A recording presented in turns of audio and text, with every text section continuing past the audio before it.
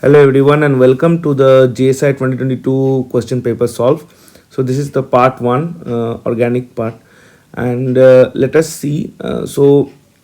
This question has been asked that which one of the following statements is not true about these two molecules 1 and 2. So these are cyclooctatetraene molecules, and if you see the shape of the cyclooctatetraene molecule, this is actually tub shaped in structure. These are not planar structures. Hence, the four double bonds that are present, the pi bonds, are not in delocalization with each other. Thus, these two structures are not similar and they are not the simply two resonance forms of the same molecule. And hence, statement B is actually correct, that the structures 1 and 2 are representing two different molecules, and these are tub shaped, and hence these are not planar, and hence these are non-aromatic in nature. So statement C is also correct. The statement D says the dianions. So these are actually aromatic in nature because a total there are 8 pi electrons, and if there are 2 more electrons in dianion, there is 10 pi electrons, which is 4n plus 2. Hence these are aromatic in nature if it is a dianion. So the statement A is actually not true about the molecules. So let us go to the next question. So as you can see, we have been asked to rank these following dienes in order of increasing heat of hydrogenation. So we know that if the dienes are conjugated in nature, so then the heat of hydrogenation is actually quite low because they are easier to hydrogenate. And we can see here 1 and 3 are actually conjugated dienes, but in the structure 1, what we can see is that one of the double bonds of the conjugated dienes actually has 4 substituents, which I will show, and in the third structure, so one of the double bonds has got 3 substituents. So hence the heat of hydrogenation of 1 is actually lower than 3, because if a double bond has got more substituents, then that is also very easier to hydrogenate because the double bond is more stable. Hence we can say that structure 1 is actually has a lower heat of hydrogenation than structure 3, and among 2 and 4 there is actually very slight change in heat of hydrogenation. There are almost similar heat of hydrogenations, but still for 2, as there are 3 substituents, and in 4 there are 2 substituents for each double bonds, and in 2 there is 1 double bond with 3 substituents. Hence I think that option D is the correct option, with 1 less than 3 less than 2 less than 4. Let us go to the third question. So in this question we have been asked to find out the hybridization of nitrogen for the following imine. Imines are analogous to carbonyl compounds as they are originated from carbonyl compounds. So as we can see that the nitrogen is sp2 hybridized with a lone pair. Let us go to the next question. So in the next question we can see that we have been asked to find out that among these two pairs which would yield a more stable free radical upon homolytic cleavage of the CH bond. So as we can see that for pair X, the number 1 compound is producing a benzyl radical, and the number 2 compound is actually producing a phenyl radical.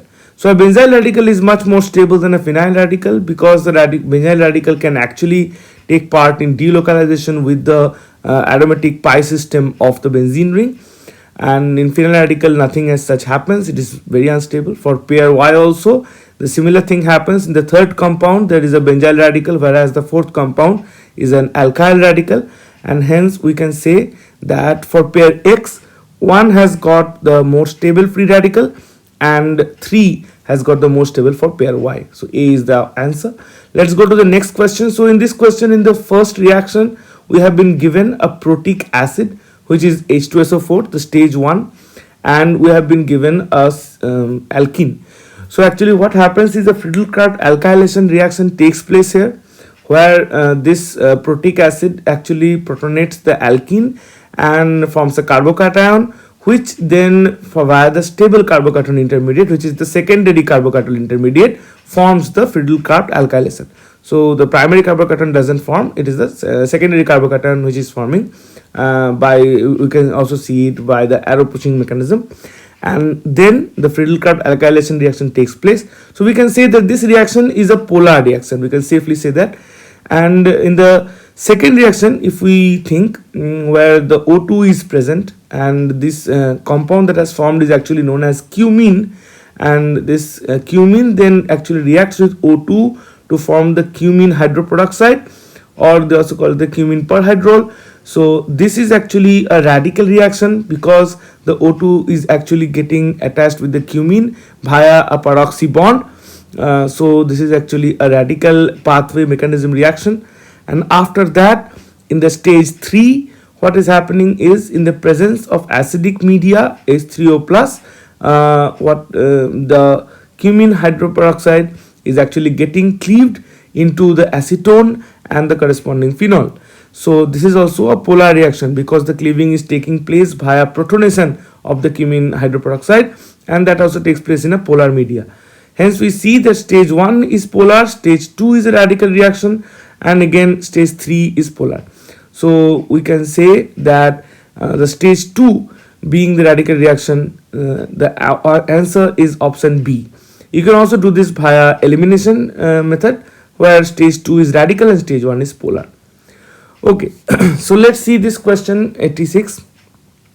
So here we have been asked to find out which one among the following molecules is chiral. So as we know that achiral molecules either have a symmetry plane or a inversion center or center of symmetry or something like that, whereas chiral molecules actually have a chiral center present. By chiral center we mean that there is a center present which has got 4 different substituents, and we have to find out that among this ABCD which one has got these 4 different substituents present, so we can find out which molecule is actually the chiral molecule. So let us in details find out the structure of these 4 compounds that has been given to us, and we draw it in a different orientation to find out, to see that if we are actually finding them to have a chiral center, so that we can assign them as chiral molecules. So as you can see, in the first molecule there is no chiral center because whichever carbon you take, even if the carbon containing the bromine or the carbon containing the CH3, it has got another proton H, and all the other substituents are similar, so it is achiral. Let's go to the second compound. As you can see that both of those 2 substituents are similar, so again it is achiral. In option C we can see similar to option A, that we have got a carbon containing a bromine and a carbon containing a CH3, but there is similar substituents in both the carbons, and hence once again it is achiral. But in the last option we can actually see that there is bromine and CH3 present in adjacent carbons, and in these 2 carbons we can see that there is different substituents present, as the carbon containing the bromine will actually have another proton, and from one side it will face a carbon and then another carbon, and from another side it will face a carbon and another carbon which is containing a CH3 group. So those are different. Hence there are 2 chiral centers present in this particular structure, and these have got 4 different substituents. Thus this is the chiral molecule. So the option D is the correct one in this question. So let's see this particular question. So we have been asked to find out which is not a meso compound. Meso means that there should be a mirror plane present in the middle of the compound. So as you can see that in option A there is a mirror plane present, which is quite obvious. If we draw the option B in a particular orientation, bringing the 2 bromine atoms to the same side, and we can actually see that both the bromine would be in the top. So both the bromine are towards the leader, they have been placed, and we can see that there is again another mirror plane present in between the compound, and hence this compound also has got a mirror plane, so this is also meso. Option C is actually not a meso compound because the 2 chlorines are not on the same side, and hence they are in the different orientation, and so there is no mirror plane as such present in between the molecule, and no mirror plane bisects the molecule. Hence this compound is not a meso compound. Once again, if you see option D, it is a little bit tricky to spot, but if we just see it in a chair configuration, we can actually find out the mirror plane that is present. It is present in between the 2 far carbons. So if this was a phenyl ring, then we could have said that the 2 para carbons. So as you can see, that is the mirror plane present in between the 2 Cl, bisecting the 2 Cl, and hence this also is a meso compound. Hence the answer for this question is option C, and for option D we can also see it in a straightforward manner. Okay, So let us go to the next questions. We have been asked to find out the stereochemical notations for the following compound. So we can actually first find out whether the carbon containing the bromine, that is the fourth carbon, is R or an S. So we can see the priority bromine goes first, and then there is second and then third. So this rotation is clockwise, and also the last priority group, that is the proton H, is actually not on the far side or the back side. Hence we can say that though it is clockwise 1 2 3, this is actually S, so this is opposite to R. Yeah, and the C is in E configuration, because if you see the priority in this particular C, sorry for that. Okay, so in this particular we can see the priority of the C. We will see that Cl gets the first priority and COCH3 gets the second priority on one side. So Cl is first, COCH3 is second, and another side, the Br containing is the first and the H is the second. So as you can see, the priorities are opposite in the in particular C, and hence the 2E4S is actually the particular answer for this question.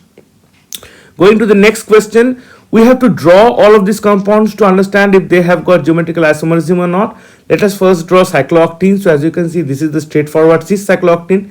The trans cyclooctane is a little bit tricky, and this is very significant for different questions, and the questions come regularly. So we have to draw it in such a manner, and we can see that this is the trans configuration of cyclooctane, and so this actually shows geometrical isomerism. Let us go for the next compound. So let us see for isoprene.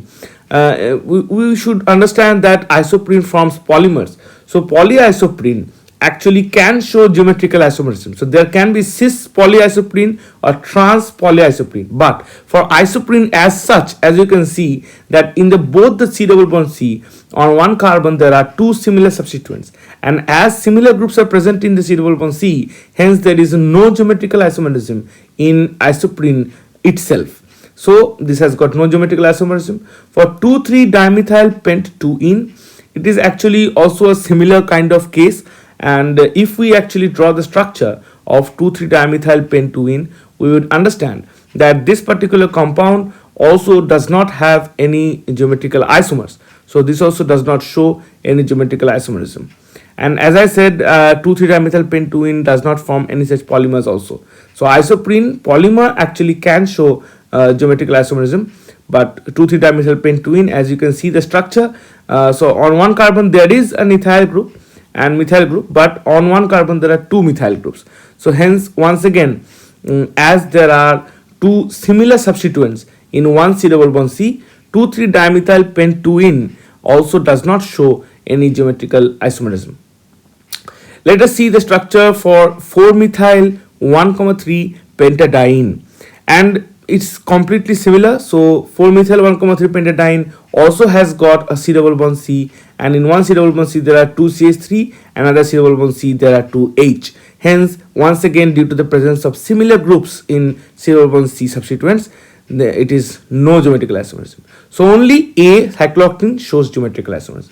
Another important fact for the trans cyclooctane is that trans cyclooctane by itself shows helical isomerism. So it is actually a helix. So you can have a check on that and you will understand. Let us go to the last question for this part. So as you can see that they have said that the eclipse conformation is of 15 kJ per mole for CH3CH2Cl. Let us draw the eclipsed conformation and also the staggered conformation. So staggered conformation, considering it's the base value, let's say it has got no interaction. So we have to find out what is the HCl eclipsing interaction worth. HH is worth 4 and 4 kJ per mole, so total of 8 kJ per mole. So let us say 15 kJ per mole is the total contribution of the eclipse conformation for CH3CH2Cl. Then HH has got a contribution of 4 and 4, so there are two HH interactions. So the difference, that is 15 minus 8, 7 kJ per mole, is actually the interaction of HCl eclipsing interaction in this compound. Hence, the third option, 7 kJ per mole, is the answer for this question. So thank you for listening, practice hard, and all the best for the exams.